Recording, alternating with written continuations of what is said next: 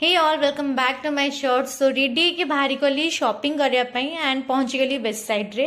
मु बहुत ही पर्टिकुलर थी कि मते शर्ट्स ही किणवार अच्छी कारण शर्ट्स आम बहुत सारा वे आम पेयर अप कर ऑफिस वेयर हो या फिर कैजुअल वेयर हो। तो मुझे मत बहुत ही इच्छा थी कि मु शर्ट किणवी।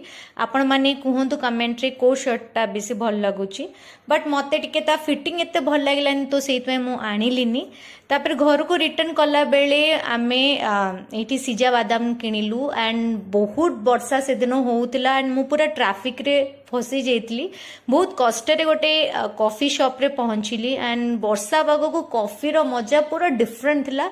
बहुत ही टेस्टी थर्ड वेव रो कॉफी टा थिला। बहुत दिन परे ट्राई करली। तापर आमे डिनर करथिलु चीज लोडेड डोसा सहित। यस बहुत ही टेस्टी थिला किंतु एते चीज हो जाइतला दे पूरा पेट फुली